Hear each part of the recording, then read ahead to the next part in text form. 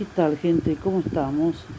Hoy me encontré con un colega docente, profesor de secundaria y terciaria, y salió el tema de la poquedad de la lectura, o sea, ya nadie lee, digamos, ¿no?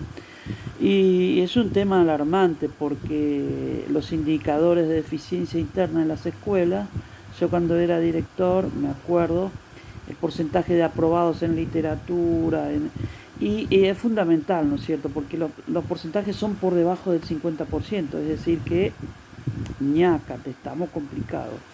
Esto de que la cosa no pasa por la lectura y que pasa por el celular, por esto de, lo, de estos aparatitos de colores que son muy seductores, que motivan a los chicos, este es un verdadero problema para la educación, ¿no es cierto? Entonces, los problemas de lectura, digamos, retraso lector, es decir, el chico no llega a una lectura promedio, es decir, entonces esto no es solo cognitivo, esto no es solo desde la teoría del conocimiento, del aprendizaje, sino que esto implica también a la familia, implica a la escuela como institución, implica a la generación adulta, implica a toda la sociedad, ¿no es cierto? Por eso le vamos a llamar teoría sociocognitiva de la lectura y del aprendizaje.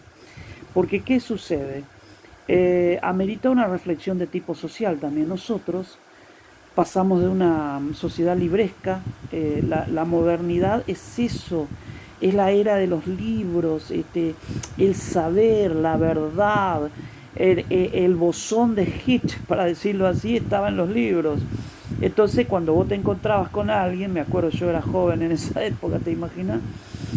Matusalén vivía todavía. Che, ¿qué estás leyendo? ¿Viste? Leíamos poesía, ensayos.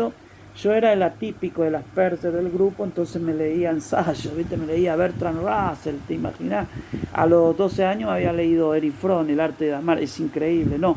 Porque yo era canillita, entonces aprovechaba que venían los libros, colecciones. Primero me leí todas las historietas que había, ahí adquirí lo que se llama la adicción a la lectura. Y esta adicción es lo que necesitamos insuflarle a los pibes. Después ya no podía dejar de leer, esperaba la D'Artagnan, Patorucito, esperaba las historietas, pero con una avidez. Y luego empecé a leer Marcia La Fuente Estefanía sobre historieta de cowboy, ¿viste? Y como yo no era normal, me identificaba con eso, ¿viste? Walton, esos nombres, Cartex, bueno. Y finalmente pasé a novelas de amor y ensayos que empezaban a venir en esa época. Colecciones Orbi, por ejemplo, me lo compré y me lo devoré. Mucho no lo entendía porque yo era joven. Me leí, por ejemplo, sobre la teoría del conocimiento de Max Weber, no lo entendí, pero después de grande sí. O Trabajo asalariado y capital de Carlito, no lo entendí. Pero Freud también, la interpretación de los sueños lo tengo en esa colección. Entonces, ¿pero qué estaba pasando allí?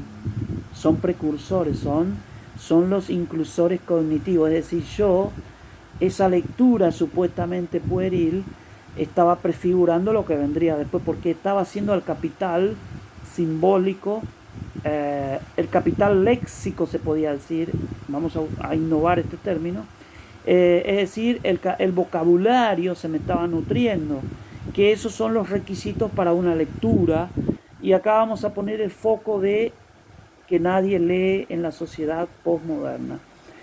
Entonces pasamos de una sociedad tradicional donde no había libros, o sea, la sociedad feudal, eran pocos algunos, recuerden la imprenta de Gutenberg, Biblias había unos pocos que lo leía, y pasamos a la sociedad moderna libresca, ese pensamiento de grandes ideas, entonces se buscaba a grandes personalidades, y la era de los grandes actores también. Finalmente pasamos a la era postmoderna de caída de los relatos, el hombre letrado pasó a ser homo videns. Recuerden esto para el marco teórico, Sartori, el homo videns, es decir, este hombre que piensa por imágenes, este ser humano que piensa en videoclip. como decía también otro estudioso argentino. Entonces, es un problema de que la sociedad cambió, la revolución cibernética, internet, etcétera, provocó un cambio de foco de los libros a la computadora, a internet, las redes, etcétera, ganando el principio hedonista de la sociedad, es decir, el principio del pasatiempo. Entonces, nadie cree que leyendo a Wittgenstein, que todo el lenguaje va a aprender algo, o que leyendo algún textito de psicoanálisis, qué sé yo, leyendo los 3 ensayos sobre sexualidad para aprender los estadios, nadie cree que ahí va a encontrar nada, salvo una minoría de estudiosos, sin duda los que se inscriben en carreras, etc. Es decir, que estamos en una época de pobreza en la lectura, dislexias, dificultad para cifrar los símbolos, porque el chico no está habituado a eso, desde chiquito no se lo habituó. Entonces, cuando va a leer en la escuela, la psicopedagoga detecta dislexia, problemas para leer. Entonces, la escuela tiene un gran problema, que los chicos leen por obligación, no leen porque en el libro existiría una verdad inherente, propio de la modernidad. Entonces nosotros tenemos que cambiar las estrategias. Te doy un ejemplo de los errores, por eso hablamos de teoría sociocognitiva de la lectura y del aprendizaje. ¿Vos sabías que el chico necesita verte a vos leer para que él lea un libro? O sea, necesita que papá, ¿qué estás leyendo? Estoy leyendo D'Artagnan. Bueno, el chico también va a imitarte a vos.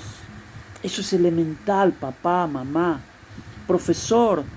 Yo, que me jubilé dando cátedra de psicología, explicaba 15 minutos, tarea, internet, diccionario, bueno, todas las estrategias didácticas, por si viene el regente a observarme. Y después me ponía a leer. ¿Qué estás leyendo, profe? Estoy leyendo El arte de amar, The Art of Love, de Erich Fromm. Muy bueno, desmitifica todos los amores compulsivos y posesivos. Ah, sí, sí, te va a ayudar. Yo cuando era joven lo leí y me ayudó mucho. Entonces los chicos, ¿a dónde lo puedo conseguir? Hay PDF. Entonces vos ahí conectás la lectura con los intereses del chico. Es decir, el adolescente está enamorado. Es el momento de la sexualidad. Es los cambios corporales. El chico está en esa etapa crucial. Entonces, también el libro que lee, el libro de cabecera que vamos a proponer, tiene que ser un libro también motivacional, es decir, ¿cuál es tu motivación? ¿Qué te interesa a vos?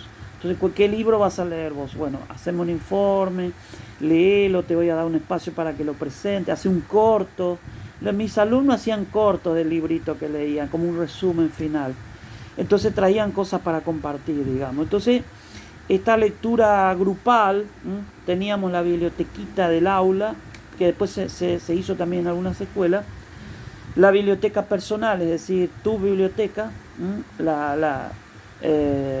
hoy día ya es una biblioteca virtual, ya lo tenés en la nube, así que hay que bajarse de la nube para leer esos libros. Entonces, el problema del Homo Videns, que ya operó una regresión del pensamiento proposicional y lógico, en sentido de Piaget, a un pensamiento concreto en imágenes, en videoclip, es esto, que hay dificultad para leer. Entonces, la teoría sociocognitiva dice que hay cuestiones de cognición también, o sea, metacognición. Los chicos necesitan saber cómo es esto de leer. Necesita modelos de gente que lee. Necesita ver en la plaza a los viejos leer. Necesita círculo literario en cada escuela. Necesita concurso, necesita incentivo. Entonces, hay estrategias metacognitivas. Enseñarle al chico cómo es leer. Leer no es interpretar palabras, no es cifrar lexemas o palabras. Entonces sería, vos tenés un diccionario, ¿qué me decís? Exégesis, bueno, espera que lo busco. No es decodificar palabras, a eso te estoy diciendo, sino que es interpretar el mensaje del autor y lo que es el autor, su contexto social, es decir, entonces la lectura entonces se transforma en algo psicosocial, sociocognitivo, y necesita saber él las estrategias sobre cómo conocemos, esas son las estrategias metacognitivas. Hay bibliografía de esto, la metacognición, buscarlo un poquitito por ahí, googleá estrategias metacognitivas en lectura, va a haber un montón. Bueno, el chico necesita conocer eso porque es la manera en que aprende a leer. Emilia Ferreiro te habrá enseñado las etapas de adquisición de la lectura, pero eso es en el plano de la inteligencia. Pero hay otros planos vinculares, familiares, entonces también hay que, los padres, monitoreo de los chicos, ¿qué estás leyendo, nene? Yo me leía todo, ¿sabes que me leía? Entonces el chico dice, papá leyó, bien. Entonces pasamos de un plano de que nadie lee a otro, hay gente que lee. Entonces incentivo de el trueque de libros, que yo lo propuse en la secundaria. Ya leíste Horacio Quiroga, te lo cambio por Cuento de la Selva, ponele, ¿no? Y así. Leíste Borges, te lo cambio por Casares, algún libro de Casares. Bien, entonces este proceso de lectura, que implica factores metacognitivos, factores familiares, modelos identificatorios, estrategias didácticas, es decir, implica distintos aspectos de la institución escolar, implica también una política educativa, implica que no solo manden el libro de física cuántica en la escuela, envíen de todas las áreas. Los chicos tienen un montón de libros del área de sociales que nunca se manda, siempre los mismos libros de los mismos autores. Entonces, lectura diversificada, lectura de géneros, actualizar la biblioteca. Cada escuela tiene que tener su biblioteca virtual, dejate de joder. La biblioteca es modernidad. Los ciberlibros, PDF, el audiolibro, videolibro. Entonces, ¿sabías que Moreno dramatizaba un periódico? Es decir, el diario. Entonces se puede dramatizar un libro también. Vamos a actuar Romeo y Julieta. Hacer teatro de esos libros. ¿Entendés? Entonces, sociocognitivo porque la lectura implica entonces modelos, implica la familia, la escuela, implica al docente, sus estrategias, para poder fomentar el que lee más, conoce más y sabe más. Esto se llama el efecto San Mateo. San Mateo decía que el que es pobre tiende a ser pobre y el que es rico tiende a ser rico. Esto se llama efecto San Mateo. Tenemos que lograr esto. Trabajar el vocabulario, conciencia sobre el vocabulario, conciencia sobre la parte fonológica. Esas son todas estrategias metalingüísticas y metacognitivas. Metamos la metacognición en la escuela, no tengamos miedo. Y te voy a finalizar esta propuesta psicosocial de... Resulta que un viejo sabía que el nieto era ambicioso, ¿no? Como celulares y todo eso. No leía nada el pibe. Se estaba por morir el viejo y le dice, mira, en esos libros que hay ahí, yo te dejo el mapa de un tesoro, ¿viste?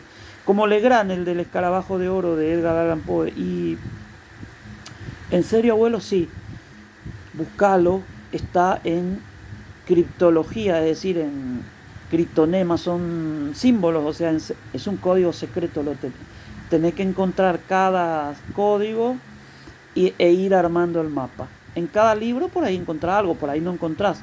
Léelo varias veces. Bueno, muere el viejo y el otro, ¿viste? El tesoro, la herencia del abuelo, ¿no? Se leyó toda la bibliotequita, volvió a releer, subrayar, vocabulario, Wikipedias, criptólogo, bueno. Iba encontrando lo que él suponía que era el mapa del tesoro, bueno. No le alcanzaba, eso no va, fue a una biblioteca porque ese libro se conecta con otros libros. Esto es el hipertexto, ¿no? Usar el hipertexto como estrategia. Entonces empezó a consultar lógica, filosofía, silogística, no sabes. En poco tiempo ya era sabio el pibe, ¿viste? Con todo lo que leyó. No, el mapa iba a calcular, tenía una hipótesis, hasta llegó a buscar, no es acá. Pensó que el abuelo lo enterró al fondo, eso es elemental. Bueno, y un día sabía tanto que ya cuando vos sabes mucho, tu mente te motiva, es decir, los conceptos que vos aprendés te ayudan a querer aprender. Entonces se anotó en un profesorado. Entonces ya tenía un título, seguía indagando sobre ese maldito tesoro, ¿dónde mierda? Entonces un día le dijeron, che, anotate, da clase, empezó a dar clase, licenciatura, maestría. Eh, y un día empezó a cobrar, a ganar plata, ¿no? Entonces se compró un coche y todo. Entonces se había olvidado del tesoro, el mapa del tesoro. Entonces recordó al abuelo, dice, sin duda que esos libritos que mi abuelo me dejó tenía un tesoro oculto y era esto, ¿no? Entonces, yo lo que te invito a que vos transformes cada libro en esto, ¿no? De este libro del escarabajo de oro, de que a partir de una idea el chico busque algo, no busque algo sobre el amor, la pareja, el arte de amar, es decir, dale algo que lo motive, ¿no es cierto? Así que la teoría sociocognitiva de la lectura y del aprendizaje, porque no es solo una cuestión de pedagogía, psicopedagogía, no. Todas las ciencias interactúan y se puede tratar distintos temas desde múltiples enfoques. Así que esto no es, esos compartimientos estancos ya no sirve más. Esto lo decía Blecher en Psicología de la Conducta, es decir, podemos hablar una biología del aprendizaje o una psicología del cuerpo, es decir, una interacción de todas las ciencias entre sí. Circularidad de la ciencia, el Jean Piaget.